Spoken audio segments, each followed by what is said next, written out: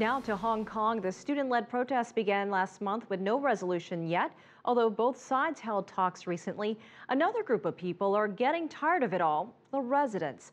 Let's go live to CCTV's Han Peng, who's been following all the developments. Han Peng, what's the latest? Well, with student protests in Hong Kong in their fourth week, those opposed to them are standing up. As you said, many residents have gotten together to protest against the continued disruption to their daily lives. The anti-Occupy Central Group Alliance for Peace and Democracy has launched a petition campaign to, quote, take back Hong Kong's roads, restore order, and maintain the rule of law. At a news conference Wednesday afternoon, the alliance said it would begin collecting signatures at all stations all around the city and online. And group's leaders say that there will be more actions to follow. This takes place as the anti-Occupy movement is rallying an increasing number of protesters all across Hong Kong. Let's take a look. Huge crowds of people gathered peacefully to voice their opposition to the continued students' demonstrations. In this public park, they're holding posters which say they're heartbroken to see Hong Kong's declining law and order. They carry electric torches to represent their hope that there's a way out of the current deadlock. Many rail against the traffic blockades and urge police to clear the roads. Occupy protesters, they are trying to work to call for democracy. Do you think there is any other way for Hong Kong people? Yes, I think there is another way. We must talk to the government. We must let them know we want democracy, but not in this way. But there are also pro-Occupy Central students who have come to the rally to hear their arguments. Have you found any convincing argument from them? Of course not, yeah. They are just repeating something, opinions that we have heard. They believe that you guys are actually blocking the traffic, affecting millions of people's lives. What do you say to them? Actually, I don't really think that this is a really serious problem, because if they can't take the bus, they can take the MTR. I think there's always a way out.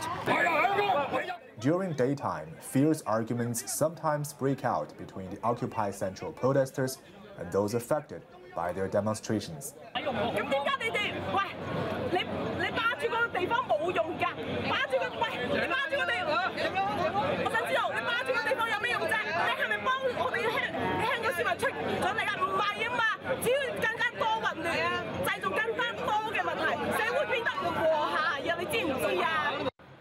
Ms. Wang is an hourly worker whose wages have been reduced sharply as her daily commute has lengthened.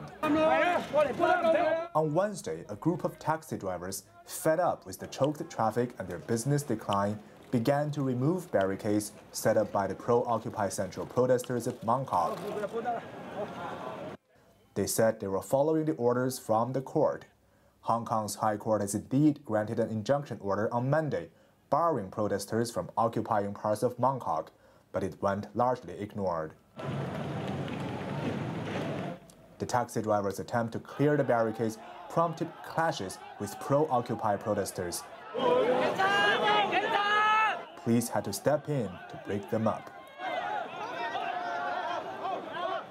With both sides deeply entrenched and are able to rally huge crowds, Hong Kong appears to be becoming increasingly divided.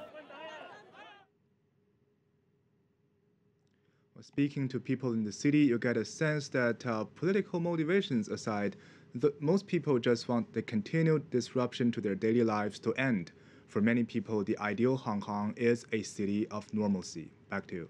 And we understand that overnight in Mong Kok, there were more violent clashes between these two groups. Can you tell us more about that? Yes.